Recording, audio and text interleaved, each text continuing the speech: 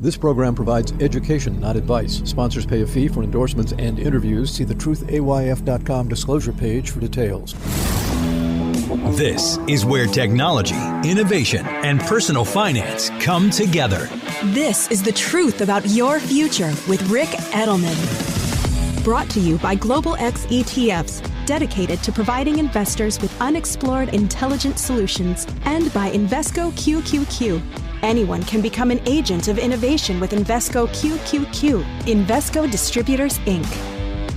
It's Tuesday, August 22nd, and we've got some bad real estate news. Local malls are in what they're calling a death spiral. Values are cratering. In Connecticut, Crystal Mall, back in 2012, it was worth $150 million.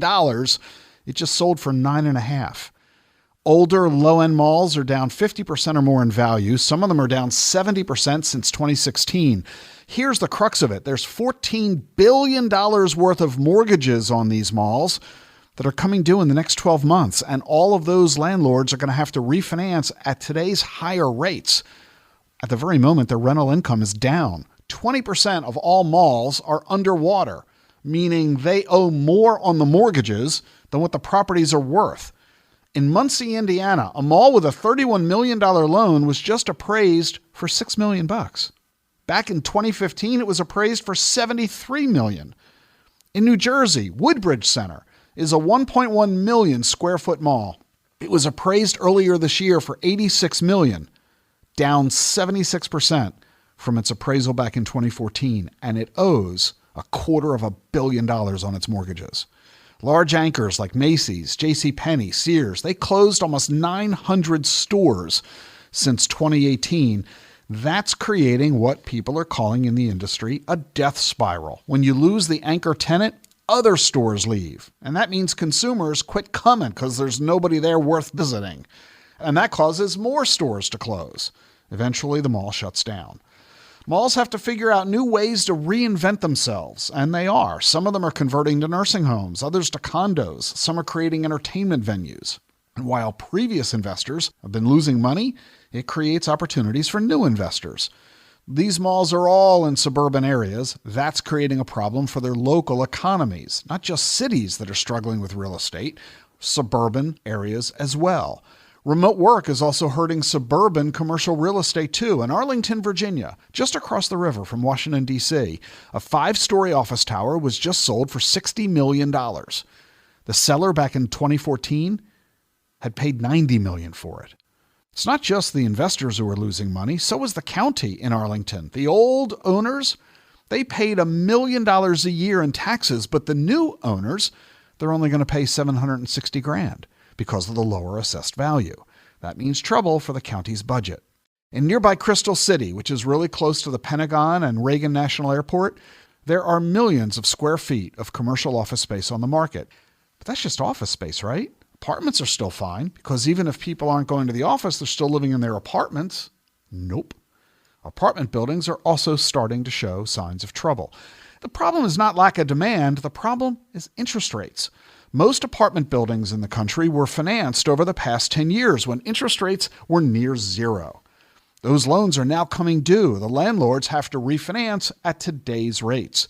So even though they're charging more rent than ever, they haven't been able to keep up with rising interest rates. The result? Apartment building values have fallen 14% in the past year, about as much as the fall in office values. And then there are mortgages on multifamily housing. I'm talking apartment buildings. It's now $2 trillion, nearly twice as much on mortgages of multifamily housing as there is on office debt. And half of that is coming due between now and 2027. Buildings from Los Angeles to San Francisco to New York City, they've already defaulted, with more to come. Again, it represents a big problem for those investors, but it's a great opportunity for new investors who get the rare chance to buy low in real estate. Wall Street firms are raising billions of dollars from institutional investors. The money's going to be used to buy real estate that has fallen in value, often a fraction of the price that investors paid just a few years ago. Cohen & Steers, Goldman Sachs, BGO, Invesco, and others, they're all buying on behalf of their clients. Warren Buffett just invested $800 million into the stocks of home builders. You know his famous saying, Buy when others are fearful, sell when others are greedy. You're fearful about the real estate market. He's a buyer. Presidio Bay just bought an office building in San Francisco for $41 million. The seller had paid $107 million back in 2017. Invesco is doing this as well. They're not just one of the oldest and largest fund companies, they're one of the largest and most experienced real estate fund managers in the entire nation. They've been buying and managing real estate for 40 years. They have $90 billion in real estate globally, 600 professionals in 21 offices around the world. Real estate is a great complement to stocks and bonds. Returns are usually uncorrelated, which means you get added diversification. Rental income typically rises with inflation, which you know if you are a renter right now. And that rental income you get as an investor, you typically get tax advantages along with it. Invesco has a lot of mutual funds, ETFs, and private funds for accredited and institutional investors. I really like the Invesco real estate portfolio. It's highly diversified across a broad range of real estate sectors, including healthcare, offices, multifamily, industrial, self-storage, retail, even student housing. These properties are scattered all over the country. Real estate's suffering big problems right now. That's bad news for people who bought real estate in the past, but it's a great opportunity for new investors and new investment dollars. Buying low doesn't often come in the real estate market. It's available right now. You can learn more at Invesco.com. The link is in the show notes. I'll see you tomorrow. Buzz around artificial intelligence is seemingly everywhere. Is your portfolio keeping up? Consider the Global X Artificial Intelligence and Technology ETF, ticker AIQ, which invests in dozens of stocks at the leading edge of this disruption. Investing involves risk, including possible loss of principal. Technology companies can be affected by rapid product obsolescence and intense industry competition. Before investing, carefully consider the fund's objectives, risks, charges, expenses, and more in the full or summary prospectus at globalxetfs.com. Read carefully. Distributed by SEI Investments Distribution Co.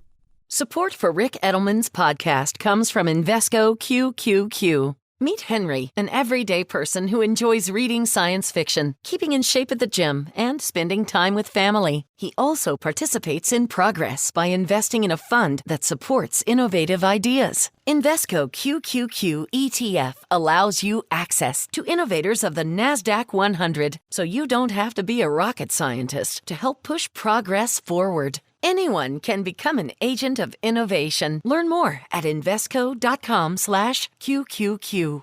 There are risks when investing in ETFs, including possible loss of money. ETFs' risks are similar to those of stocks. Investments in the tech sector are subject to greater risk and more volatility than more diversified investments. The NASDAQ 100 Index comprises the 100 largest non-financial companies on the NASDAQ. You can't invest directly into an index. Before investing, carefully read and consider fund investment objectives, risks, charges, expenses, and more in prospectus at Invesco.com. Invesco Distributors, Inc.